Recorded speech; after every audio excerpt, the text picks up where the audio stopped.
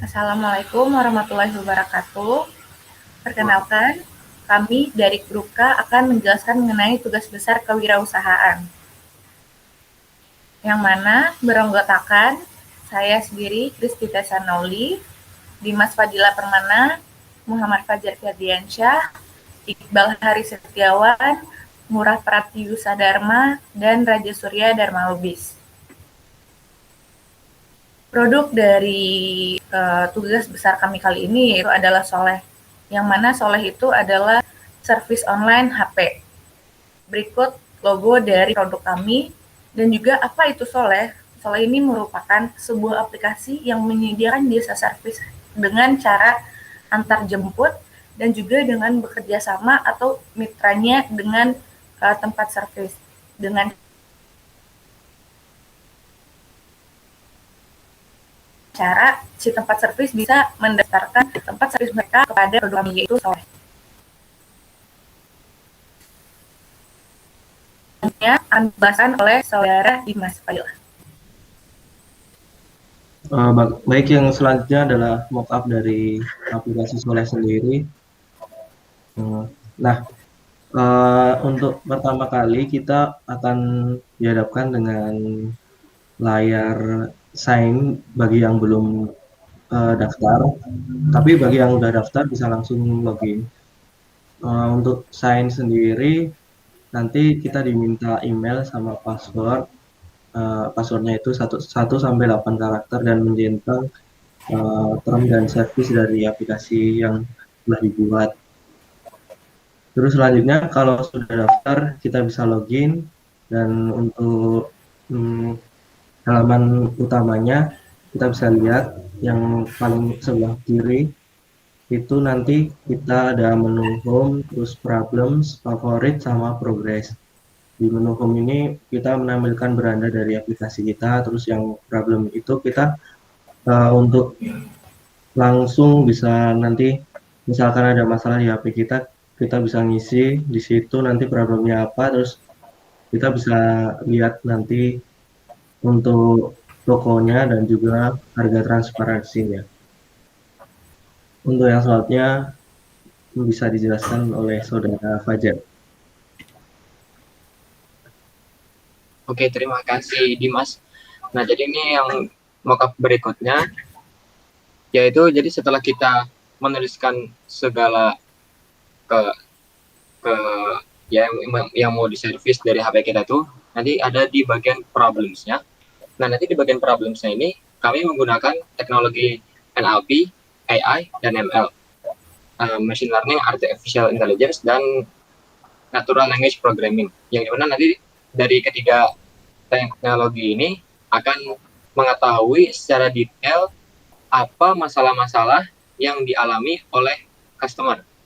Nanti setelah mengetahui masalah-masalahnya akan disalurkan ke bagian rinciannya itu. Ada di bagian rincian. Namun sebelum itu nanti di bawahnya problemsnya itu akan ada rekomendasi tempat servis yang telah bekerjasama dengan aplikasi kita. Dan itu bisa dilihat bahwa ada bintang 5 dan ada juga yang di-highlight namun bintang 4. Dan yang di-highlight sendiri itu mereka bekerja sama dengan kami untuk meng-highlight tempat servis mereka dengan membayar sejumlah duit, dan nanti ada kerjasamanya di depan. Nah, nanti setelah itu kita masuk ke dalam rincian. Nah, di rincian ini yang tadi telah saya sebutkan akan secara rinci apa saja masalah-masalahnya, dan ini kalau bisa dicontoh, yaitu ada baterai iPhone X-nya yang harus diganti dengan baterai original, dengan quantity itemnya itu 1, dan biaya jasa servisnya itu sejumlah 675.000. Nah, nanti setelah udah kita confirm, yaitu di booking, nanti kita akan masuk ke halaman progress. Nah, di halaman progressnya ini akan ada seperti timeline, pick up, service, checking, dan delivering.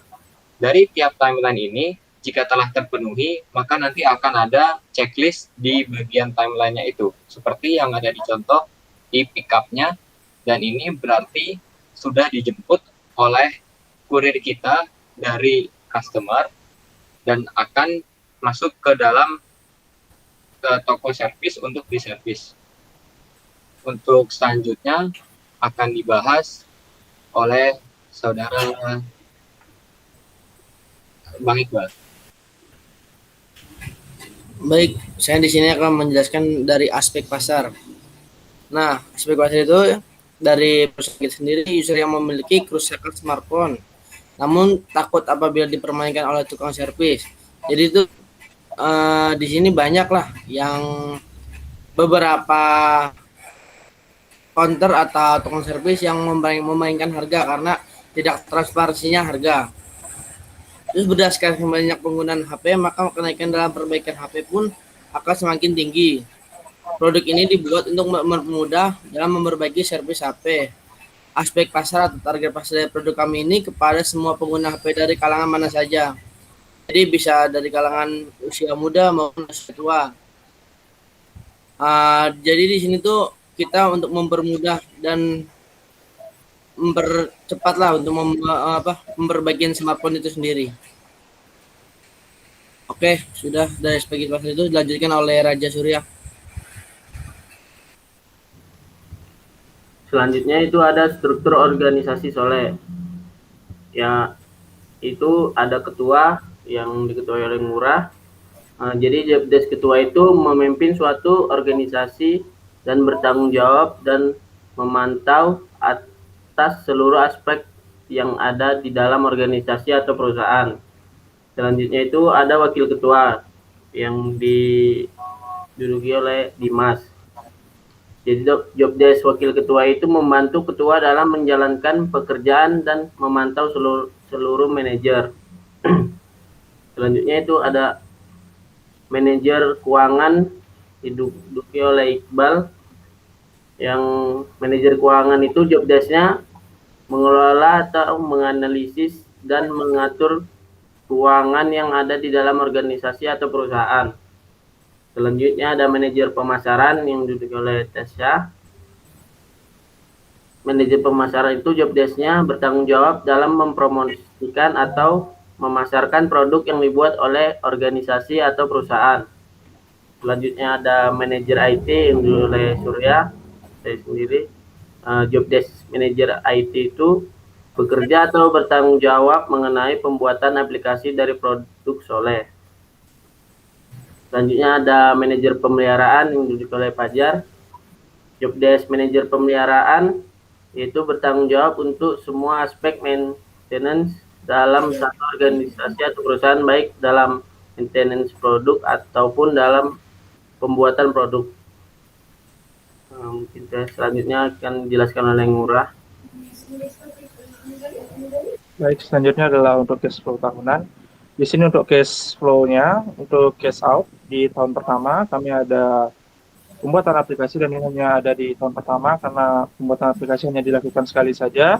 Kemudian untuk pengeluaran rutinnya itu ada listrik, internet, penyewaan server, pemeliharaan aplikasi, iklan dari sewa ruko, dan kurir. Kurir yang di sini kami gunakan adalah kurir dari kami sendiri. Kami mencari kurir. Dengan total pengeluarannya per tahun itu tahun pertama 230 juta. Maksud saya 230 jutaan. Kemudian tahun kedua adalah 290 jutaan. Kemudian di tahun ketiga ada 535 jutaan, tahun keempat ada 927 jutaan, dan di tahun kelima ada 1,3 miliar.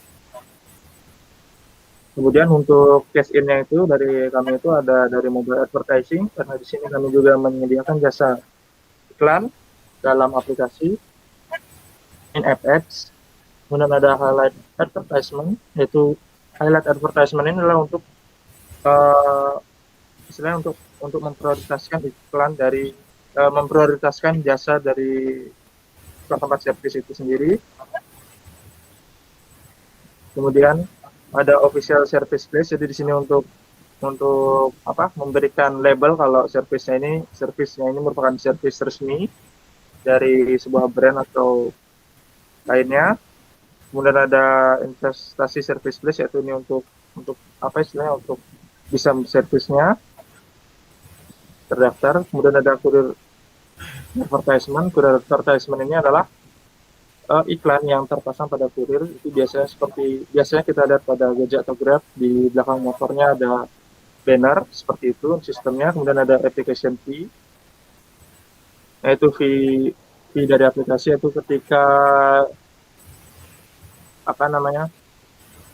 ketika tukang servis ini ingin mengambil servisan, mereka harus top up dulu saldo ke kami.